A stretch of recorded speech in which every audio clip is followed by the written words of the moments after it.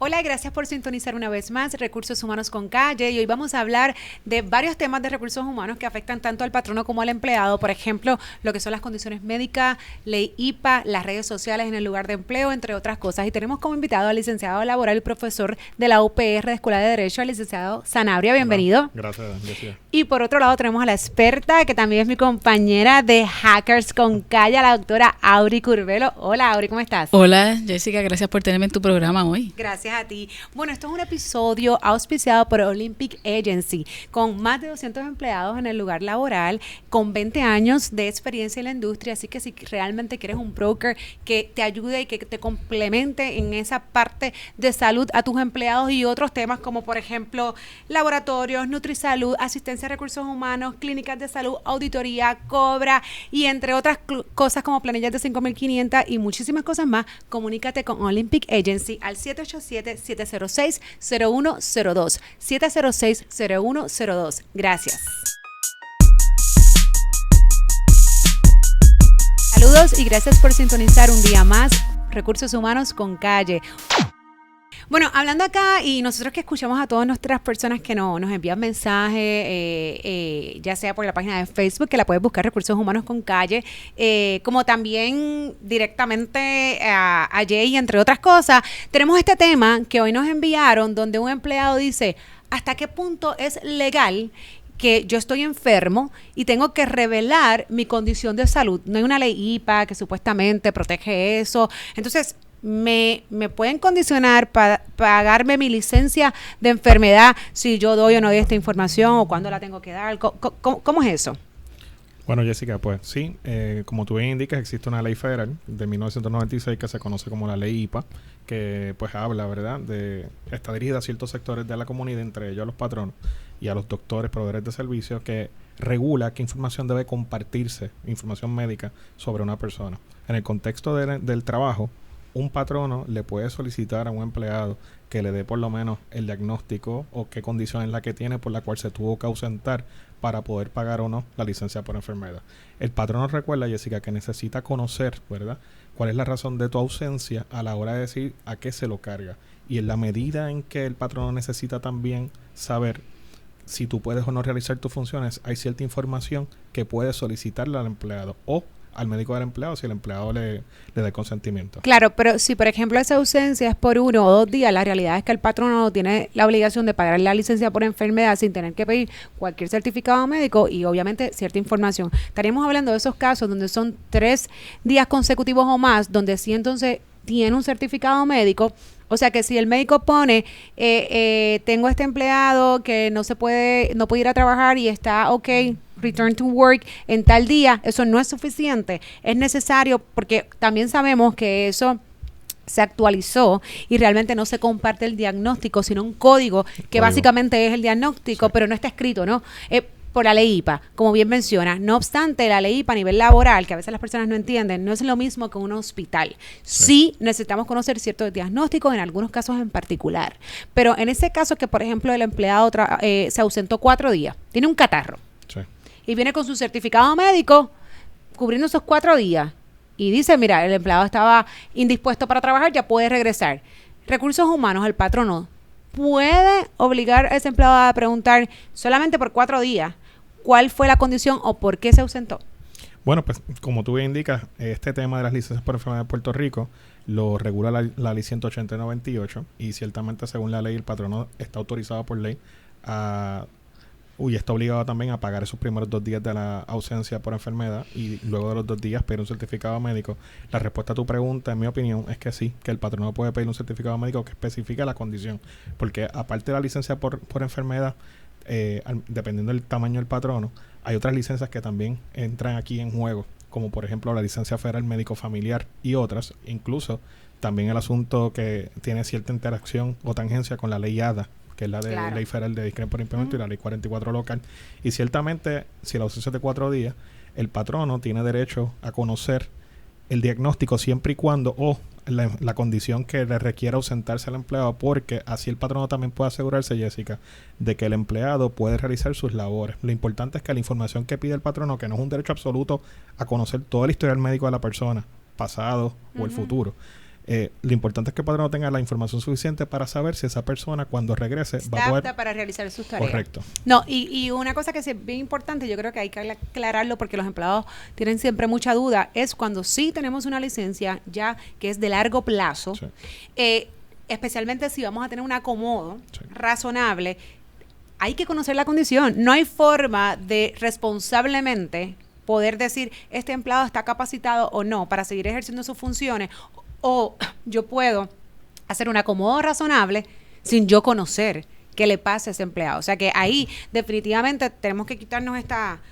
banda de que no, que IPA, que yo no voy a revelar. Bueno, si tú no me revelas o tú no me das la información, ¿cómo yo entonces puedo responsablemente decir, pues mira, el acomodo te lo puedo hacer, va a ser de este modo, para que tú estés obviamente seguro en el lugar de empleo, pero que el empleo se pueda dar. O sea que definitivamente eso es bien importante. Además que yo siempre les recomiendo que hagan un formulario médico y ya ahí el médico es un poquito más específico y se puede valorar el caso. Correcto. Y la situación puede ser un poco distinta, Jessica, en el contexto de no tan solo un empleado, sino un aspirante a empleo. La ley ADA, ¿verdad? La ley federal que prohíbe el discrimen por impedimento, y también otras leyes federales y estatales prohíben o limitan el tipo de preguntas que un patrono puede hacerle, por ejemplo, a un aspirante a empleo. Específicamente, bajo la ley federal, se prohíbe que un patrono le pregunte información médica a una persona que vaya a revelar una discapacidad o una incapacidad. Así que preguntas como, por ejemplo, ¿has tenido una condición médica recientemente que te impida trabajar? O tú tienes HIV. Ese tipo de preguntas están prohibidas por ADA, y el IOC también las prohíbe porque revelan que la persona tiene una incapacidad. A diferencia, por ejemplo, de preguntas que tengan que ver, ¿puedes caminar sin problema alguno? O ¿tienes algún problema respirando? O sea, que son preguntas un poco más elegantes y más formales y no necesariamente revelan una incapacidad. No la revelan y el candidato a empleo debe ser honesto y decir sí o no, pero que definitivamente si estamos haciendo, por ejemplo, una pregunta de que si puedes caminar sin ningún problema, probablemente es una posición donde se le requiere a esta persona que esté en constante movimiento, a lo mejor por pasillos estrechos, etcétera. Así que definitivamente no caemos en discrimen, no obstante, no mencionando, sí, obviamente la condición, que si la tienes o no la tienes, que ahí podríamos pecar de lo que puede ser un caso de discrimen de aspirantes a empleo. Correcto. Pues yo creo que eso quedó súper claro para la persona que nos preguntó, pero entonces, continuando en el proceso de hasta dónde Recursos Humanos tiene esas líneas, de dónde llego, qué yo hago, qué información yo obtengo, pues sabemos que, ¿verdad?, este mundo es social y las redes sociales y la tecnología ha ido en aumento y nos ayuda en todos los sectores, ¿no?, incluyendo la parte laboral. Entonces, Recursos Humanos, pues comúnmente han escuchado por ahí que dentro de su proceso de reclutamiento y selección, pues utiliza muchísimas herramientas para seleccionar el candidato final, ¿no? Y dentro de las herramientas, pues puede ser mirar redes sociales, entre otras cosas, y podemos hablar de LinkedIn, ¿no?, que es una red social profesional. No obstante, pues hay otras redes sociales como Instagram, como Facebook y muchísimas más, porque cada día sale una nueva. O sea que por acá, doctora, cuéntame, ¿cuántas veces tú has escuchado que Recursos Humanos, un patrono, ha entrado en esta investigación, como digo yo, de mirar las redes o cualquier esa información que puede ser personal, y digo personal porque eso no nos vas a explicar hasta qué punto, ya cuando tú le das el agree, lo subes a la página, pues sigue siendo una información personal, pero que tú compartiste, o sea, que ya es pública. ¿Y cuántas veces tú has escuchado que HR, Recursos Humanos, hace como que estas investigaciones? Casi todos los días, porque parte de lo que hacen con mi empresa es contratarnos precisamente para que hagamos lo que se conoce en nuestro campo, un OSINT. Un OSINT es una parte de reconocimiento donde tú buscas todas las fuentes que se llaman de código abierto, open source, donde la persona tiene publicada cualquier cosa. Y entonces viene alguien de Recursos Humanos y nos contrata y nos dice, tengo este candidato, dime qué tú encuentras con respecto a XYZ variables. XYZ variable puede ser reputación, puede ser actividad social, capacidad de guardar secretos, entre otras. Y claro, depende del trabajo que tú vayas a ejercer. Entonces nos dan el nombre, los apellidos y alguna otra, por lo menos necesitamos 3 variables que son públicas, número de teléfono, correo electrónico. No nos brindan el seguro social. Nos brindan una información, de nuevo, 3 variables importantes, y con esa nosotros empezamos a hacer la búsqueda. Y utilizamos cientos de herramientas que vienen hoy disponibles para tú precisamente formar lo que se llama un profile. Entonces nosotros hacemos un profile del candidato basado, número 1, en fotos que haya puesto de reputación cuestionable. Y el término de reputación cuestionable a veces tiene dos vertientes, porque lo que para ti es reputación cuestionable no necesariamente es para una segunda empresa. ¿Me sigue? Uh-huh. Por ejemplo, si el candidato va a trabajar en alguna agencia de ley y orden, o el candidato va a trabajar con compañías que tienen contratos con agencias de ley y orden, y no sé, agencias de ley y orden no entiéndase solamente en Puerto Rico. O que sea solamente la policía, muchas agencias de ley y orden. Que tienen contratos, por ejemplo, con militares, o tienen contratos con gobierno federal. Ellos exigen ciertas particularidades de la conducta del posible candidato. Incluso, perdona que te interrumpa, pero yo conozco de muchas personas que incluso están en la milicia. ¿Correcto? Y simplemente dicen, yo no tengo Facebook. Eso es correcto. Yo me evito todo esto, no me interesa que sepan nada, que yo no tengo ninguna red social.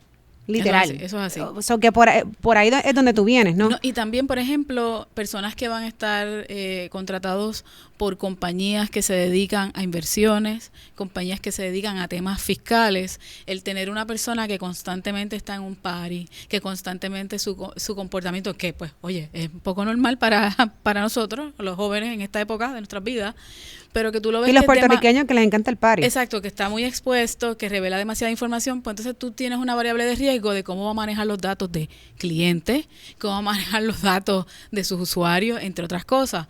Así que parte de lo que nosotros hacemos es buscar esa información, crear este perfil para que los recursos humanos puedan tomar una decisión informada si decide o no aceptar el riesgo de contratar a esa persona. Una pregunta, y Auri, es que mencionaste algo sumamente importante, porque a lo mejor tú me dejas toda esa información, la provees de acuerdo a lo que el propio candidato ha expuesto en sus medios sociales, y tomo una determinación como patrono de acuerdo a lo que estoy viendo, porque la realidad es que yo no lo conozco, yo no lo he contratado, y no significa que tampoco el empleado no pueda hacer su trabajo, pero sí eso va a influenciar en mi decisión final. Y en ocasiones, precisamente lo que para ti puede ser bueno, para mí es malo, los valores que tú tienes, pero igual pues yo tengo unos valores como empresa, y no son míos, de Jessica, ni de recursos humanos, son de la empresa, es una cultura, unos valores que yo tengo que seguir, pues eso no va acorde con lo que yo quiero, punto. Pudiendo ser un buen candidato, vamos a suponer que decido no contratarte.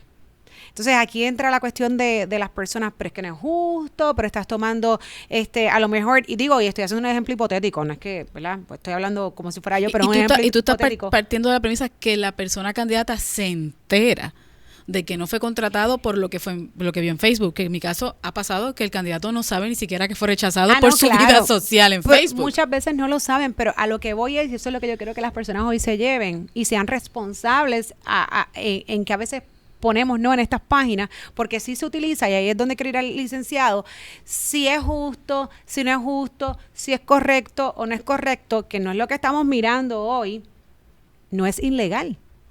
O sea, que licenciado, si este patrono contrata a la doctora Curvelo para que haga esta investigación y al final deciden no contratar al empleado simplemente porque la información que llegó de su perfil a nivel social no le es conveniente o no es el mensaje que la empresa provee. Vamos a ir a un ejemplo bastante específico. Estamos hablando de a lo mejor una iglesia, quien contrata algún tipo de religión, y obviamente es un buen candidato, pero lo que tú me traes no va acorde con lo que yo, como negocio, como industria, pues llevo a cabo. Tomo una decisión y no te contrate. Si está bien, si está mal, no es lo que estamos discutiendo. Claro. Es ilegal. Bueno, las leyes, Jessica, no prohíben a patrono alguno que entre a las redes sociales de los aspirantes a empleos y las estudien, las analicen y tomen decisiones a base de ellas. Lo que sucede es que aquí tenemos que distinguir entre dos escenarios. Número uno, cuando el patrono lo hace directamente, y número dos, cuando utilizan un tercero como la doctora para hacer la investigación. Cuando el mismo patrono es quien hace la investigación, pues entonces el patrono pues no tiene limitación alguna, salvo que tiene que saber que en el futuro puede exponerse a un posible reclamo de discriminación en el empleo por razón de religión, por razón de alguna característica protegida, porque el obrero puede alegar que a la hora de tomar su decisión, pues fue que el patrono vio información de su iglesia o en las redes sociales y que por eso no lo están reclutando. Digo, pero esto es un caso atípico. Mencioné el caso de religión, que, ¿verdad? Pues porque es algo bastante específico, donde tú puedes a lo mejor ver un perfil y un comportamiento de una persona versus lo que el mensaje que envía cualquier iglesia o lo que fuese. No obstante, no necesariamente tiene que ser la iglesia, simplemente tu comportamiento no va afín con lo que yo empresa. Y me puedo ir a los extremos. De repente yo soy una empresa que el servicio o vendo bebidas alcohólicas. Pero entonces cuando entro a tu perfil, tu vida social, tú no bebes y no crees en eso y no lo apoyas, pues entonces ¿cómo yo te voy a contratar? Entonces ¿cómo tú vas a vender mi producto si tú vienes a venta? O la inversa. De las bebidas alcohólicas. Exacto. Hay casos, por ejemplo, Jessica, yo tuve esta empresa que era una empresa que tenía un programa de prevención de no guíes borrachos. Entonces estaban buscando una serie de candidatos y cuando buscamos los candidatos que ellos nos habían sometido, pues básicamente pues tenían mucha información de ellos en distintos lugares, en distintas actividades y algunos de ellos con la bebida en mano. Entonces, cuando le mostramos la foto a esta compañía, la compañía dijo, estamos descartados. No solo era porque la tuviera una que otra vez, sino que en un tiempo de, por ejemplo, de 2-3 semanas que hicimos la investigación, siempre publicaba que estaba en esta barra, que estaba en este lugar, que estaba en esta forma. Inclusive habían imágenes del candidato. En el vehículo. Sí, y totalmente borracho. Y entonces, pues no fue ni siquiera considerado para la posición.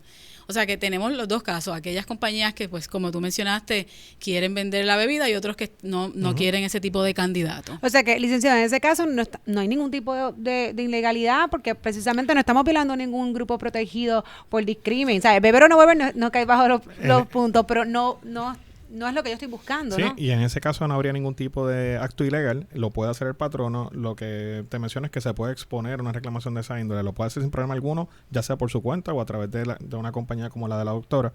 Lo que sí quería mencionar también es que si el patrono decide no hacerlo por su cuenta y lo hace a través de la compañía de la doctora, puede ser, ¿verdad?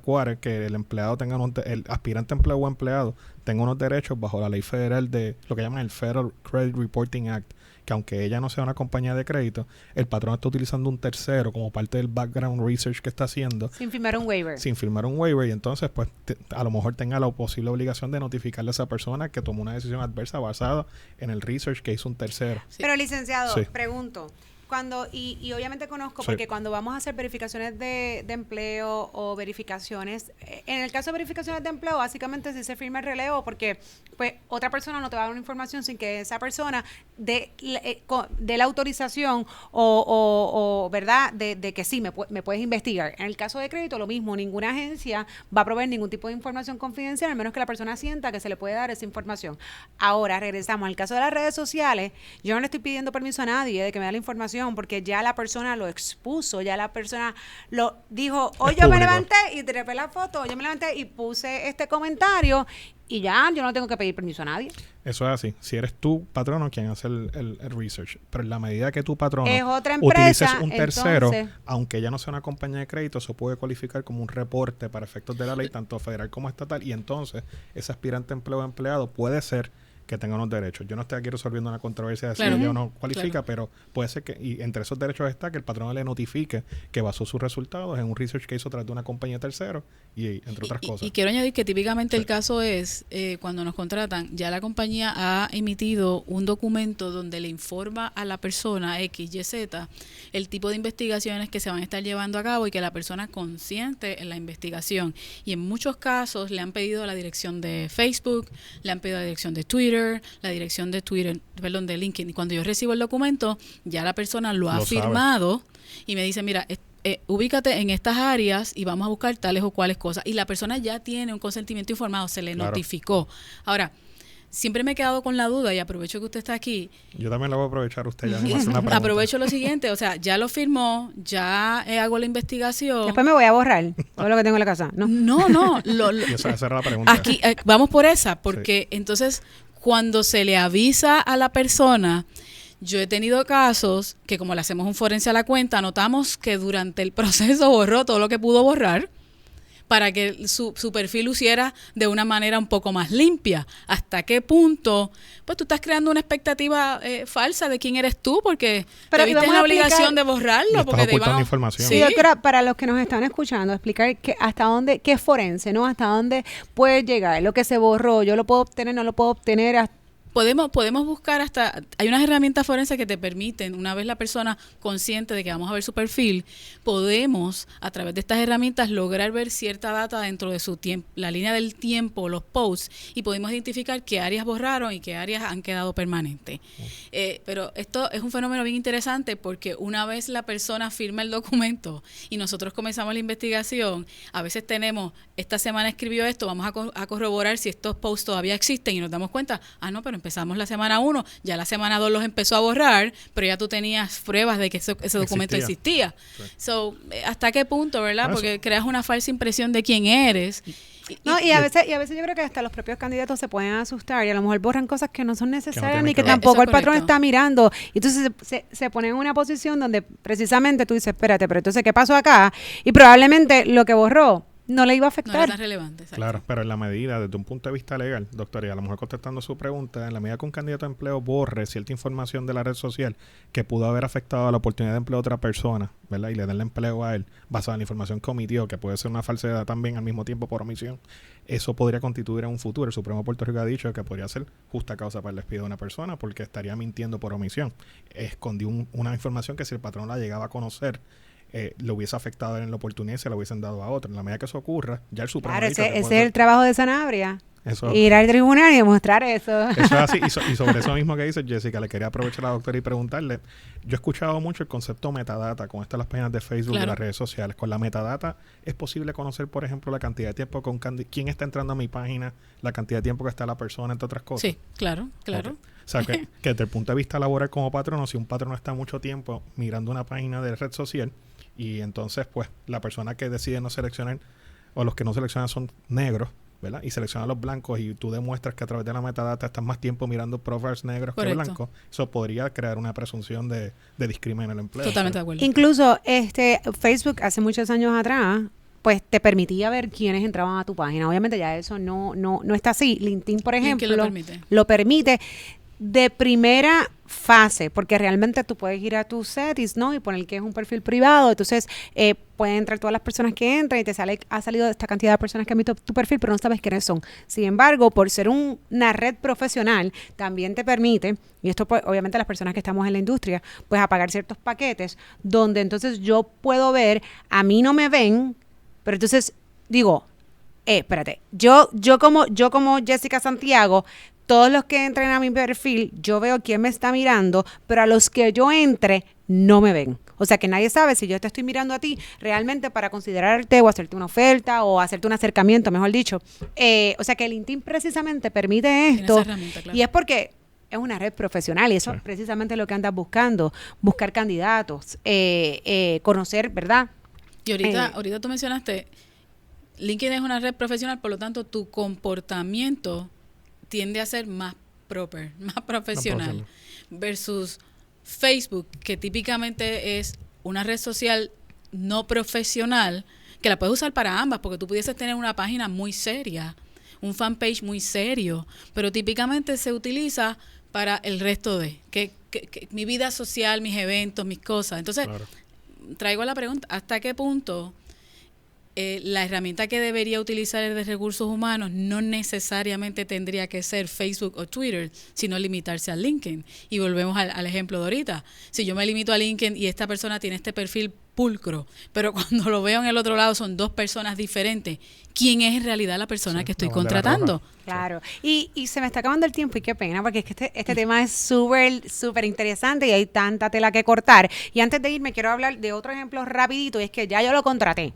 Ya es mi empleado, pero resulta que ahora yo voy a tomar una decisión que puede ser de suspensión o vamos a irnos a despido, porque realmente la suspensión pues no necesariamente vamos a tener algún caso, pero despedimos a este empleado porque entramos a su página de Facebook o porque ahorita hablábamos fuera de cámara donde a lo mejor no es público lo que yo tengo, pero en mi oficina la cantidad de documentos que ya llegaban impresos de ciertos comentarios o situaciones que habían de empleados en redes sociales, pues mira, eso era el diario. Porque yo a lo mejor voy y entro y como no soy tu amigo, no veo la información, pero tu amigo me la trajo. Correcto. O sea que ya llego a mi oficina, ya yo tengo la información, ya yo puedo tomar alguna acción.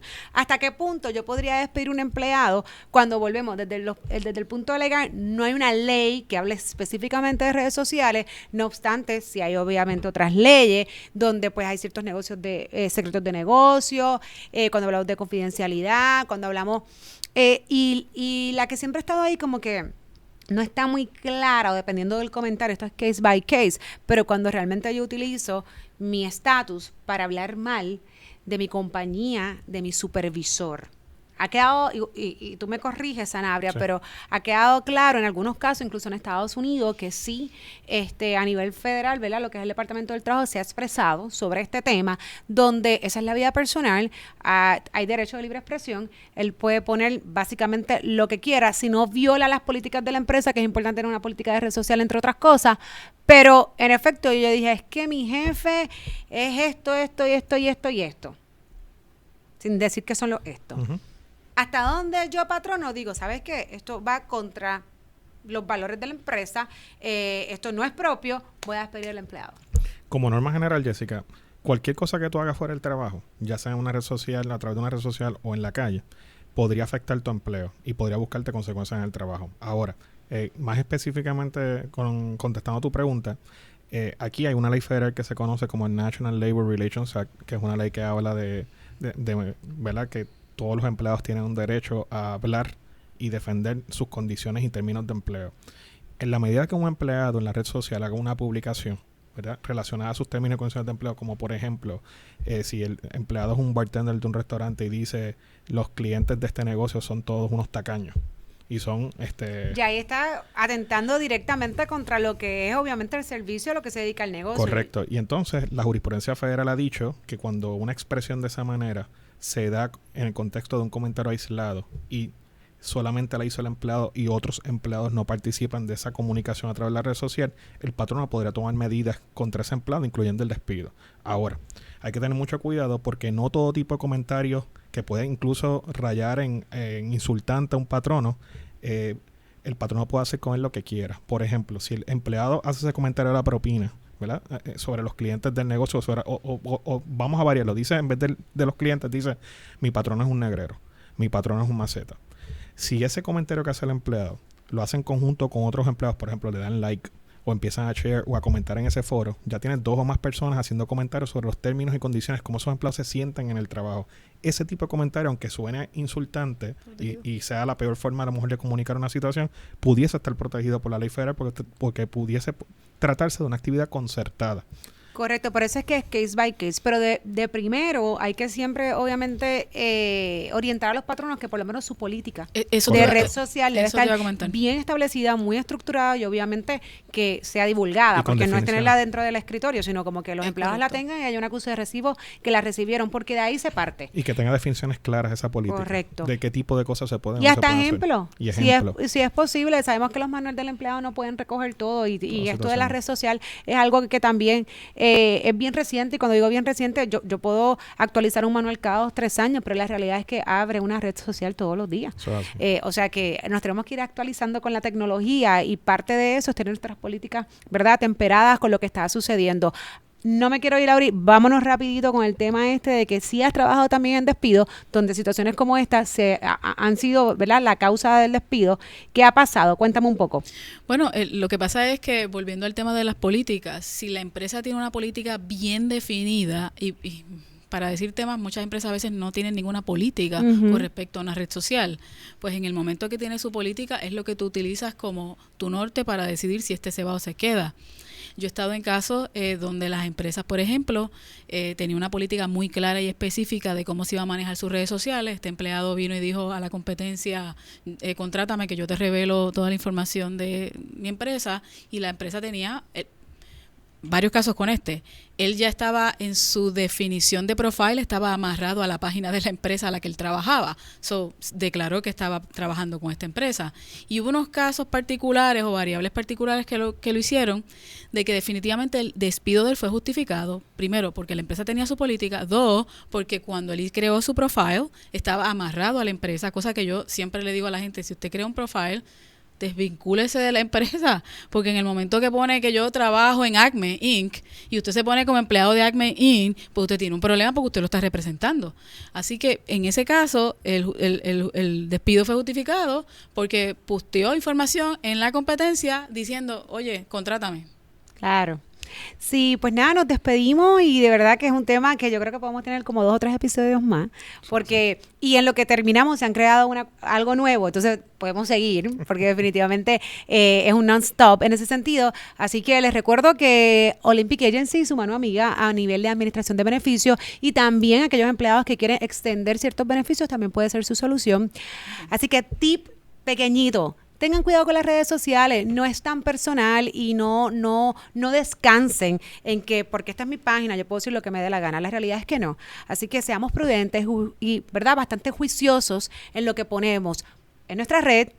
Qué alegría, sigan viviéndola porque todos tenemos redes sociales, pero seamos juiciosos en lo que ponemos, ¿sí? Así que gracias más por acá sintonizarnos un día más en Recursos Humanos con Calle.